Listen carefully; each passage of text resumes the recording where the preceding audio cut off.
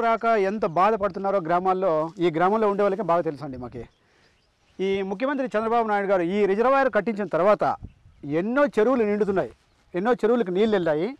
ఆ చెరువుల ద్వారా బోర్లు ఎక్కడో ఉన్నటువంటి పాతాళ గంగ ఇప్పుడు పైకి వస్తుందండి. ఆ పాతాళ గంగని పైకి తెప్పిస్తున్నారంటే ఈ మన చంద్రబాబు నాయుడే దానికి కారణమని నేను మనసు పూర్తిగా ఇష్టపూర్వకంగా చెప్పుకుంటున్నాను.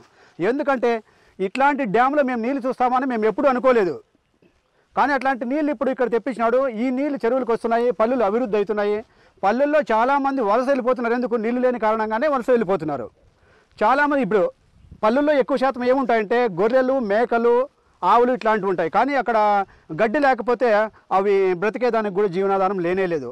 ఈ నీళ్లు రావడం వల్ల ఈ వలస వెళ్ళిపోతున్నారు. గొర్రెల్ని తీసుకొని వేరే పల్లెల చోట్లకి వెళ్ళిపోతున్నారు. ఎక్కడికి వెళ్ళినా కూడా నీళ్ళు లేవన్నమాట. కర్ణాటక సైడ్ అక్కడ వెళ్తున్నారు. మొత్తం ఇక్కడ ఈ సరౌండింగ్లో ఉండే బ్రతుకున్నటువంటి ప్రతి ఒక్కరు కూడా ఆయనకు రుణపడి ఉంటారు. అట్లాంటి మంచి పని చేసినాడని ఆ నాయకుడు మేము తెలుపుతుంటాము.